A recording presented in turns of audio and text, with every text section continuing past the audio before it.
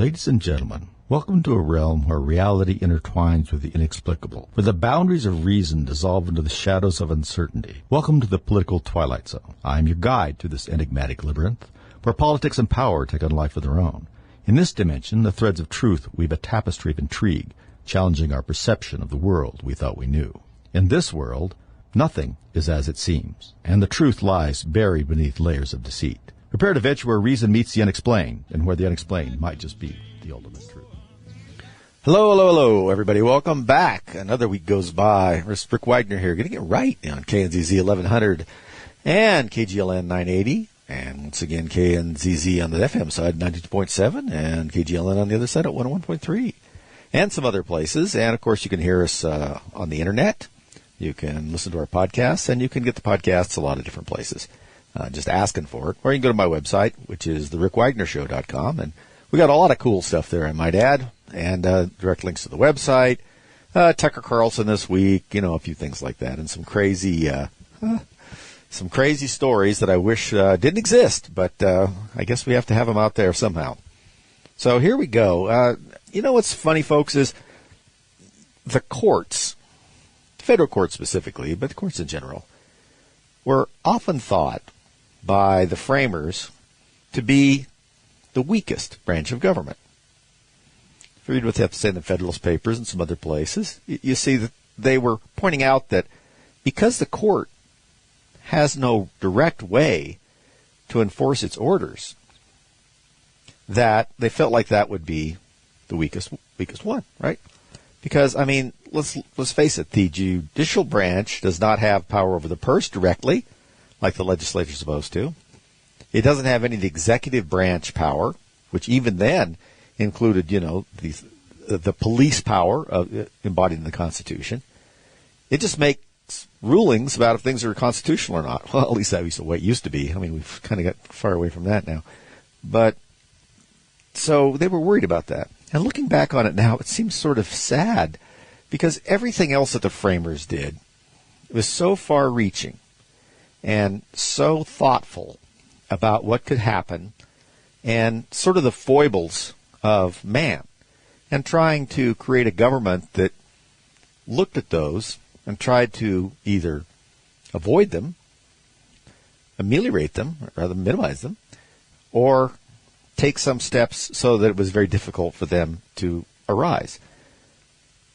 So they looked at a lot of things. They had a bit of a, cynical view of human nature to some extent, and also people's constant seeking for power, particularly over other people. So you would think that, gosh, if they could see what happened with the courts now, the way they seem to be running all over the place, particularly in some of these state courts, some of the federal courts on the coast and so forth, you think, how in the world can they, how they have thought them, they seem to be like the most powerful thing right now. Well, there's a lot of changes that have been made in the way these things go. I don't believe that the framers and the court, for instance, the Supreme Court, for a long time would have ever thought that it had the authority, the court had the authority like these district courts, which cover just certain parts of the country, a district as it were, would have the authority to issue rulings or injunctions, particularly injunctions, that end up affecting the entire country. That's kind of a newish kind of thing.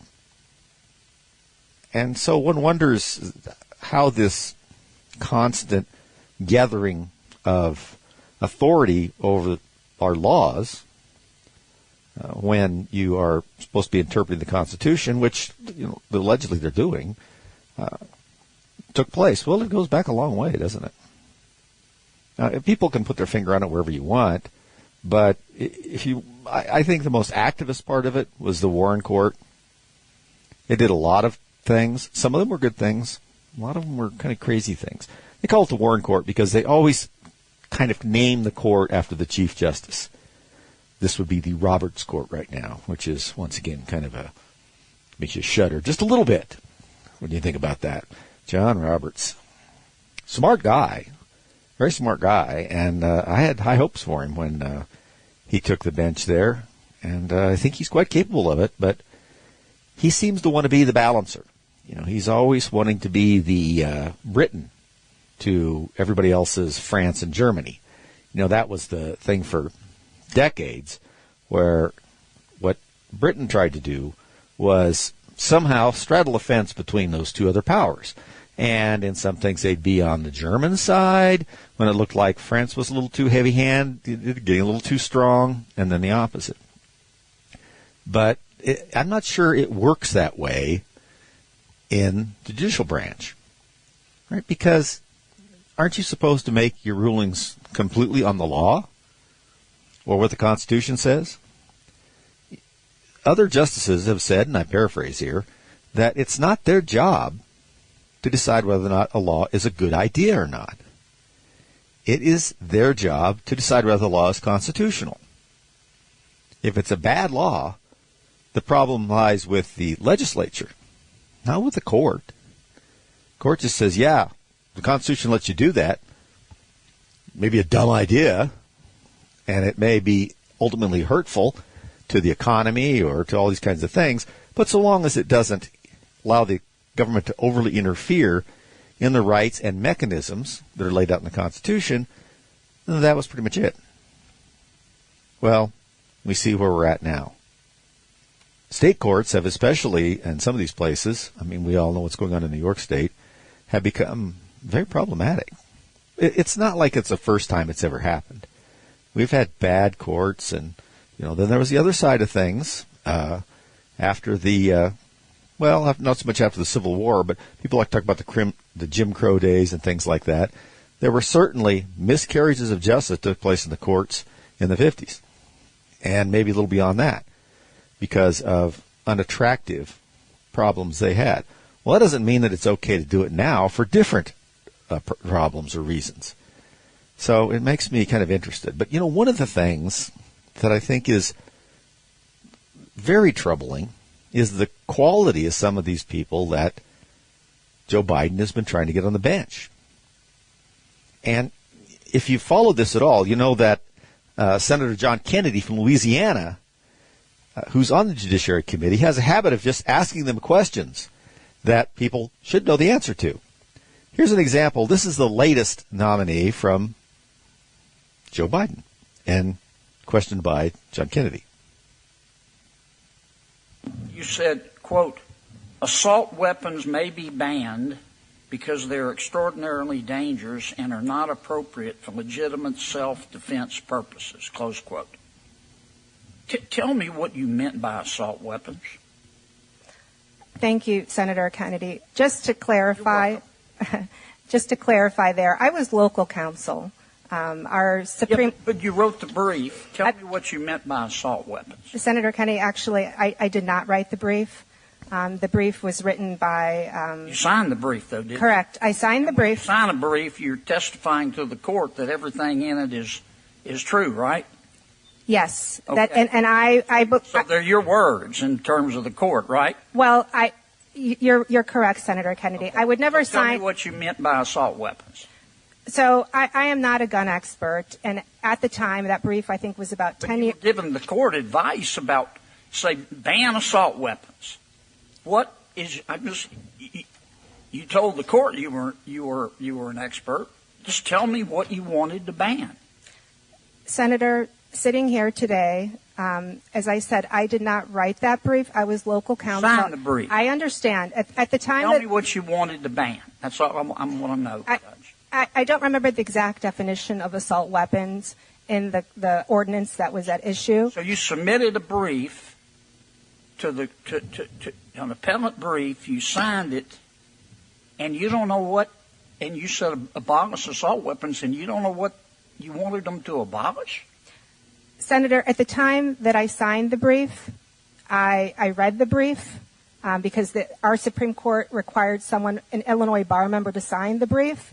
I was not responsible for researching the content. You were responsible for the brief. Absolutely. And sitting here today, I do not remember the characteristics of that were cited in the ordinance for the assault weapons ban. It's not an area of practice that I have. So there you go. By the way, if it makes you feel any better, she's being nominated to a court of appeals. She's already a federal judge. So there you go. John Kennedy is a jewel in the Senate. We're back. Back to reality. Are we back to reality, really? I don't know. It's hard to believe that we are. I just have to read the news a little bit and think could be.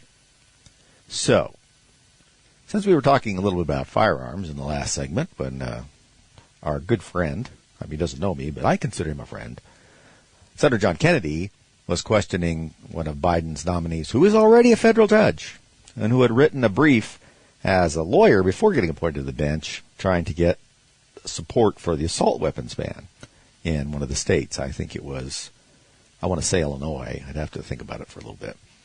But it jogged my memory that we also have another thing coming out of that area, and that had to do with firearms that we talk about here. And that was, of course, that an Obama-appointed judge says that illegal immigrants can carry guns in the United States. Now, I know lots of people carry guns in the United States that shouldn't be carrying them, but apparently it's okay if you're in the country illegally, and that you have the protection of the Second Amendment of the Constitution, according to U.S. District Court Judge Sharon Johnson Coleman, appointed by Barack Obama. They have the protection of the Second Amendment of the United States. Don't you wish you did? Okay, well, maybe someday. Anyway, what was happening was this was a case who faced some charges under a federal statute that prohibits non-citizens without legal status in the United States, in other words, a green card or something like that, from possessing or affecting commerce, any firearm, or in other words, possessing or selling any firearm or ammunition, or to receive any firearm or ammunition which has been shipped or transported in interstate or foreign commerce. Well, the defendant in this case, Mr. Carbajal Flores, who has been living in the United States illegally, was charged. He was found to be carrying a gun in Chicago during that, the Summer of Love, 2020. Many of you thought that was 1968 or 69, right down in San Francisco. But no, it was in 2020. And that he's been fighting the charge, arguing that the gun was for self-defense, citing the Supreme Court ruling that we all try and cite now, New York State Rifle Association and versus Bruin. So, an illegal alien is using a United States court decision that many on the left have expressed extreme unhappiness with and tried to be as narrow and problematic with the interpretation of it as they can.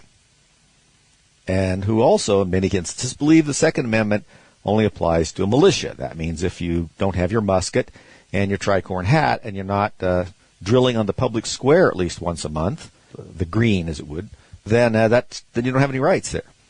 But not so fast. If you're in the country illegally and you're involved in an area during that civil unrest in 2020. Now, we don't know the exact circumstances of this person's carrying of the firearm. Whether he was part of the civil unrest or if he was in it and was trying to defend himself because he was worried about it. I understand that. The problem is that non-citizens, in and of themselves, shouldn't have more protection, or at least more hat tipping, as it were, protection by the Second Amendment than it seems like most U.S. citizens do.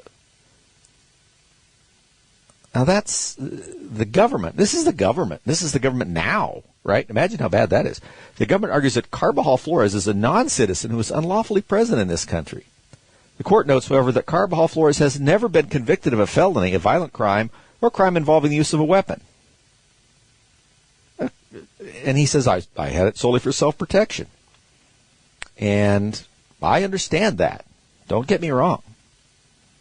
I understand the purpose of having something like that in that kind of circumstance for a personal protection.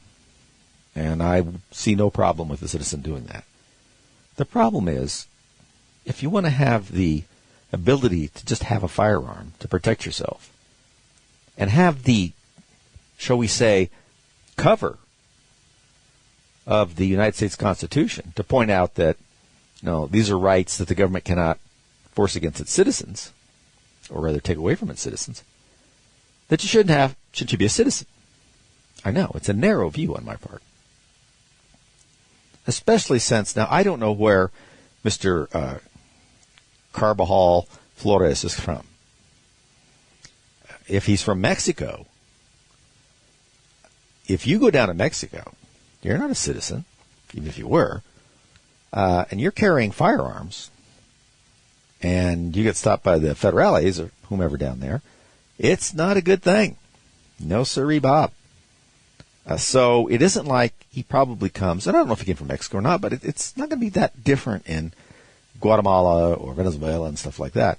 I don't think he probably comes from a country whose background is that it's okay for just regular people to be carrying guns all the time. Maybe it is. Maybe there's some bit here we don't know about. The problem, of course, is that we are really just looking for ways to not incarcerate or really do anything to people in the country illegally. I'm not even talking about a right to self-defense. And like I said, this was 2020, and I was wandering around Chicago, and they had these riots going on. I think I'd feel the same way. So we're not really talking about that. What we're talking about is the idea that you can throw the Second Amendment, someone who's not only not a citizen, not in the United States legally, and has no right to be here, like the statute says, doesn't have a green card, doesn't have any right to be here in that sense. That's the problem. And it seems like that in some instances, the Justice Department, although this time they were apparently trying to prosecute him, but the courts in some of these places keep trying to find ways to not do anything. Even if it means taking the Second Amendment, which I'm sure is argued, against seeing it the way we do in many of the federal courts, and applying it to someone who's a non-citizen. Something about that, it's disturbing. And I just wonder where it's all going. You know what I mean? Where is it going? Well, I'll tell you where some of this stuff is going. There was an interesting story that, well, first of all, I'm sure most of you saw Thursday, and I didn't post it because I figured everybody saw it. About 100 migrants, migrants, down at the Texas-Mexico border, were filmed ripping down a razor wire fence and eventually trying to riot through the gap against 3 or 4 we see in the picture, look like National Guardsmen. Kind of interesting. First of all, I don't think there's a lot of countries in Central America and South America where you could start yanking around on things with people who look like they're in the military and not have something kind of bad happen. Of course, we know that isn't going to happen here. But the sense of entitlement is really amazing. If you get a chance, go take a look at it. It was on, I think, Thursday afternoon, evening, on several sites. I mean, I think PJ Media had it, and I know the New York Post had it, a few things like that. And, it's not going to be hard to find. And you probably have seen it a couple of times on some of these other shows. But if you didn't, you should pay attention to that. And while we're on the topic, and, I'm not just out here trying to get everybody riled up. Although there's nothing wrong with that if it's, because it brings things to people's attention. California has a new law. I know. I could say that about every week, couldn't I? That is to protect nonviolent offenders or people who have been arrested for nonviolent crimes from having their mugshots or images shown. Oh, okay. So what this one police department has done is it shows mugshots and some of the photographs of from body cameras and things like that of the arrests that would have the person's image in them. Instead of just doing the old thing of fuzzing it out or something like that, they've been putting Lego heads from the toy Legos on these guys instead of showing their faces. At one point, I guess they used a Barbie head on somebody that they put it on, so that they could show what's happening, but they don't show the person. So I don't know exactly why they're doing it. I'm hoping it's because they want to show how absurd the whole rule is. But at any rate, it's a funny thing. But the idea, where's this all going? If you just sit in the legislature in California every day and try and think of something to tax, something to allow to be done that wasn't allowed to be done before, Is that your whole day? Apparently it is, because we keep getting this stuff over and over again out of there.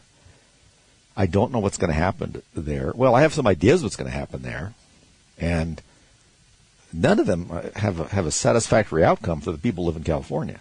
Look at the amount of money they're spending out there. It's crazy. I'll talk a little bit more about money and some spending by Denver here in a minute. Looks like we're going to be out of time, but yeah, I mean, you should think about this.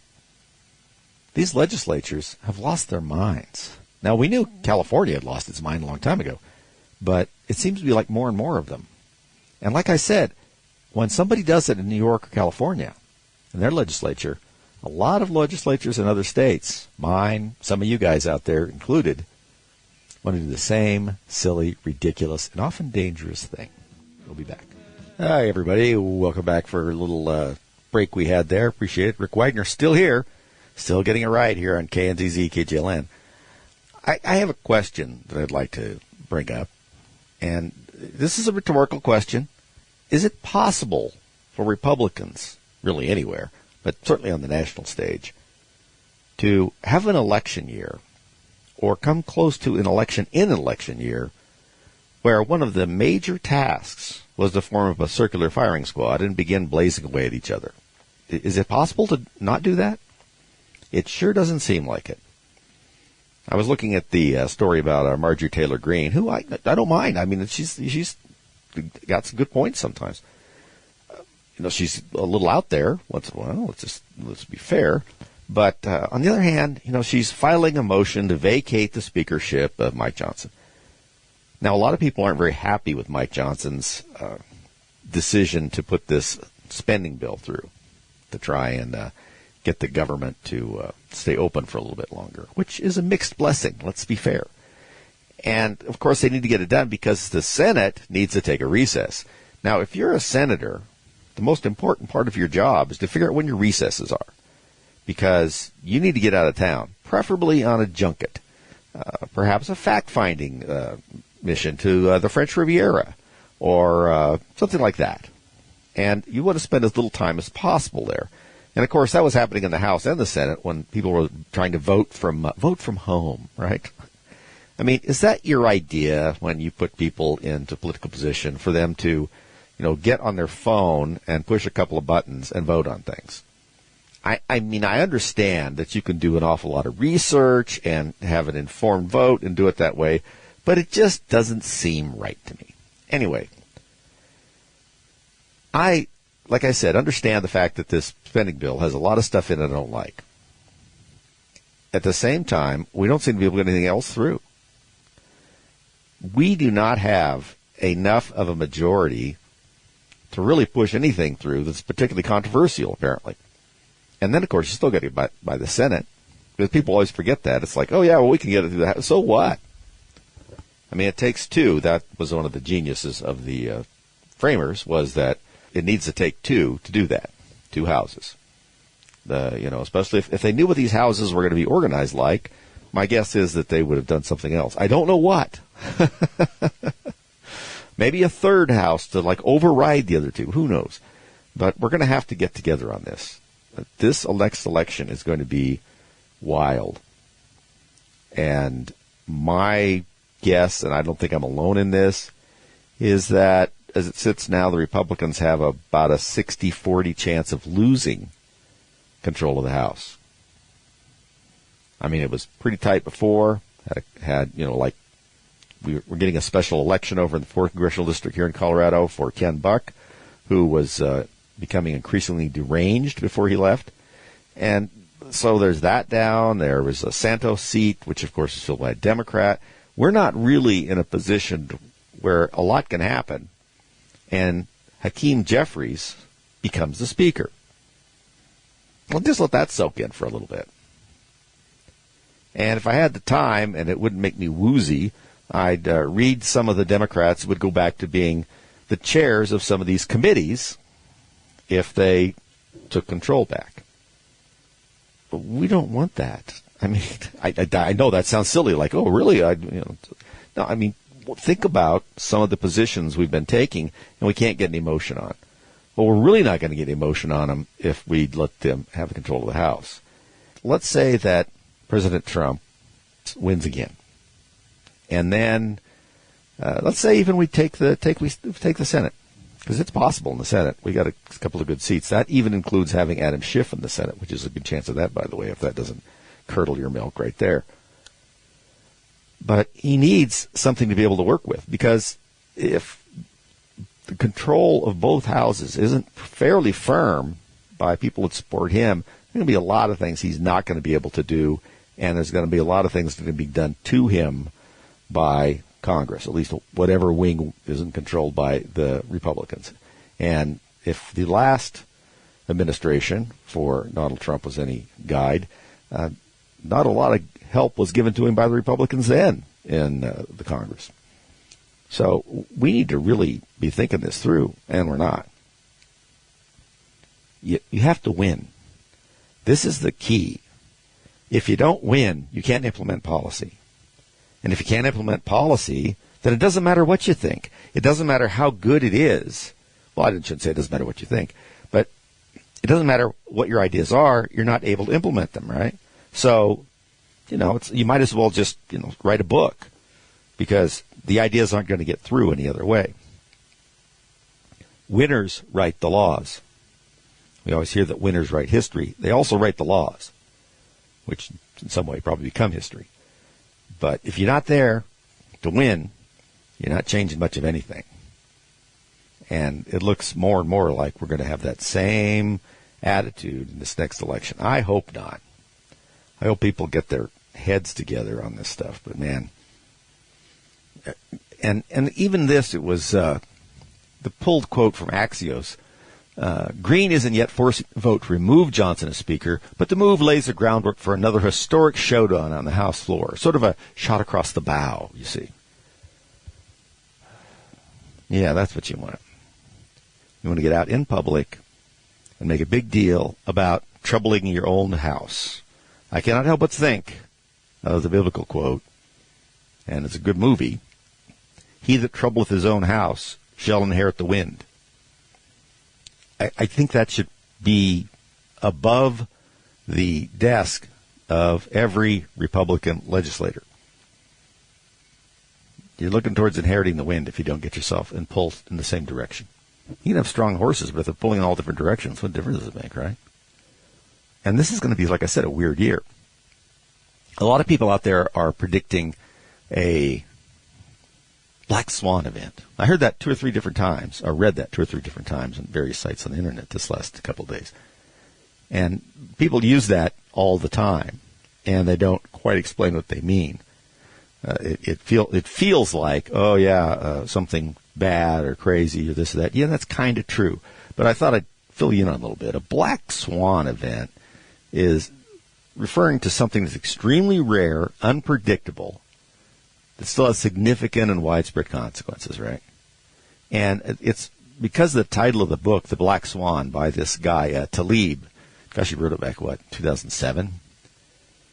And he was trying to show how highly improbable events from time to time arise and create real changes in society. You have to be a black swan event includes, you have to be an outlier. In other words, it has to be something that is not predicted or that you don't see on the horizon. It can't be just something that from a number of things that seem possible. It usually is something that you haven't even considered, per se. Now, you can go back after the black swan event and dig into it and say, well, we should have seen that. But the whole idea of it is you don't see it coming. Now, the term, and this will make better sense to you, but when you're the term came when people in Australia discovered a black swans. Because before that, every place else that anybody had ever seen a swan, they were white. And everybody just took that for granted. Never thought they'd be a different color, much less black, the opposite of the white. So a black swan event kind of challenges our expectations and certainly makes predictions based on past observations and things happening feel a little fragile because it comes out of nowhere. and we always get a feeling like, geez, I thought we understood the world a little better than that. Well, we get taught a little lesson once in a while. These kinds of events they can occur in various places, right? Economics, science, technology, society. Some examples I think I've heard used that they've talked about our 2008 financial crisis, and I'm not 100% sure of that. I think it probably qualifies, but anybody that was paying attention at the time could see that all of this really not good mortgage-backed securities that weren't backed by very good mortgages was going to be a problem. Of course, that's also one of the signs of a black swan event, is you see what led to it after it happens. So that may not be a bad idea. And when the dot-com bubble burst, 2000, right in there. Remember, everything was .com, internet. People feel that way about artificial intelligence now, is that it's so overhyped that it's going to blow up like a balloon and then pop. I don't think so exactly in that particular area. I've been working with it a lot just to try and help me with, my English grammar and things, and have it, say, is the syntax correct on it? Stuff like that. And there's a lot of ways to use it to scan documents and things like that and have it pull information out for you, especially long documents that have all sorts of information that's extraneous to what you're looking for in them. And you know it's extraneous, but you also know most likely there's something in there you need to know. So AI software can take like a PDF file and essentially read it. And if you ask it to say, hey, is there something in there about X, Y, or Z? And it will tell you it is. And you can say, well, what is it? And that's good. Now, if you want to be thorough, you go and read it yourself and see what the context around it is, too, so you have better understanding. But those kinds of things are very helpful. Other things, of course, are self-driving cars. That's AI. This is what Elon Musk said, a month or two ago. He said Tesla is an artificial intelligence company. And that's true. The more I've looked into it, they build cars, electric cars, and if you're going to have an electric car, it's really the best one to have. By far. And the software that they have in it is the same kind of thing that you would use in a robot, because the sensing of time, of place, and avoidance, and seeing obstacles, deciding what things are, all that kind of stuff feeds into the whole idea of an AI-powered worker, right, who has to be able to identify different things, judges distances, be able to move around in many cases. And if those of you that saw the Tesla bot, Optimus, walking around, that they're going to be using on the assembly line, you would say, this is going to be one of these things, a little bit of a black swan event perhaps for Tesla, in that, they'll just unleash this thing. Now, I in order to try and think that I someday would have a retirement account, I bought some Tesla, and I've been doing real well. It's, my goal apparently is, on my best day with my retirement investments, is to just not lose any more money than I put in. I don't think that's the financial picture I'm looking for, but it seems to be the way it's going lately. Anyway, so yeah, something's going to happen, and I think that's why people sit out here and talk about black swan events and this and that, because there is an error of unpredictability, which you talk about on here. No one can predict the future. We know that. But usually we have some sort of cards of ideas, right? And I think it's probably one of these three things will happen, or something, or some version of them. Now you feel like you have a whole bunch of cards, and you don't really know which one of them is more likely to show up. What's going to happen in our election? Will Trump not win? Will he not win in a way that looks like there's been so much fraud or problems in the voting process that it causes real trouble in society? Will he win and then be kept from assuming office, or try to keep out of office by the crazy people in various places around the United States? If he does take office, will there be the kind of roadblocks we've never seen before thrown up around him? Those are all by themselves. But then you figure the other stuff in. What's going to resolve in Ukraine? We just can't keep letting that go on forever. Or we can, except for the fact that we can't keep funding it and sending it ammunition, missiles, and things that we may need or at least have in our stockpile to them and to our own detriment. Because remember, having defense, national defense, it used to be the Department of War. I like that better, I think. The idea is that you look strong so people don't come try anything. Well, we don't look very strong now, and essentially disarming ourselves by sending all of our ammunition and equipment to the Ukraine is not the way to show deterrence. And if you're a foreign power who'd like to mess with something that we regard to be important to us, that's a good time to do it. And yeah, I'm talking about China. I can't tell what's going to happen in Taiwan. I mean, China is so to the vest on this. I mean, they're going to do something at some point here. I mean, there you go. Yeah, that's quite the prediction, isn't it?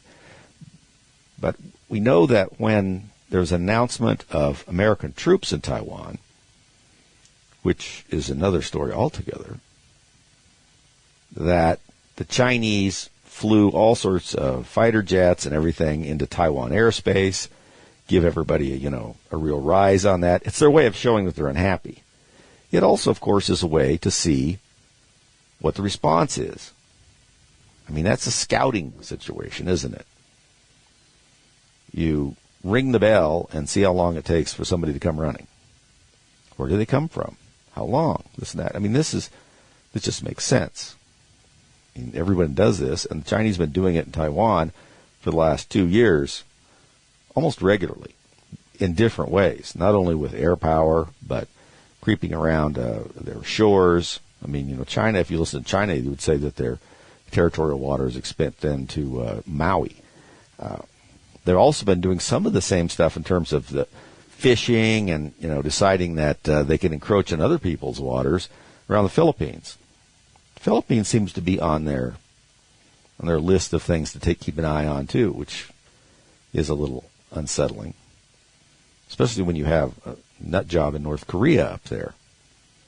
So we have a lot on our plate, and any one of these events could trigger something that we're not expecting. And anytime that you so weaken something that has a lot of value, and let's face it, the country still has a lot of value, despite the Democrats trying to extract it, then people are always ready to step in and take something.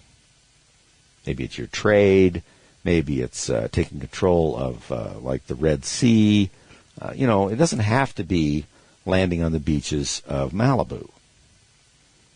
It just has to be someplace that they believe that they can get ahead and react. And we're so stuck in what's going on internally, always a dangerous time. I mean, I had a story up here on the website. You can go to the website at therickWagnerShow.com. I'd recommend it. We got a lot of stuff up there. There's a TikToker out there, and I think you saw him. I think they had him on Fox News this week. Showed him and he is an angry dude, which I don't understand. Apparently he's a Venezuelan, and he's been really raising Cain about how he's getting all these benefits from the United States and flashing money and everything that he's got. And then he also has been instructing people on how to seize homes, invade American homes. This squatter thing is going to be a problem in many places. And it's more of a problem in the states that have taken the renters' bills of rights to kind of unnecessary extremes.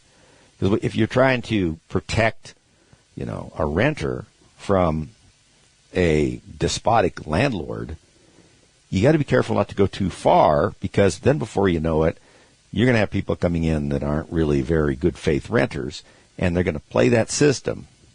Because when you stick more laws and procedures into it, you can create a system that takes so long for it to get anywhere. These guys can be living in some of these houses that they seize, or just squat in, I guess. Squatting always sounds kind of weird. For a couple of years in California and places because of the way their system works. And that's a side of the American dream that I don't think we wanted. It's like, oh, yeah, I'd like to have a house, so maybe I'll just take that one. No, that's not it. And we're going to see more of that if we continue to let so many people into the country, especially when we don't know who they are. I mean, think about it. Somebody's illegally in the country. They just come strolling in or running in, or if we saw that video during the week, the end of the week down there with the 100 migrants tearing the fence down, they're just in there. Now, how do you know who they are? And I've said this many times. Identification usually comes down to them telling you who they are, or providing some ID that you don't even know what it actually looks like, or if it's valid or not. I mean, why not tell you that they're somebody else? Especially if they're worried about getting in trouble. And they just pop away, and you're looking for someone that doesn't either exist or isn't them.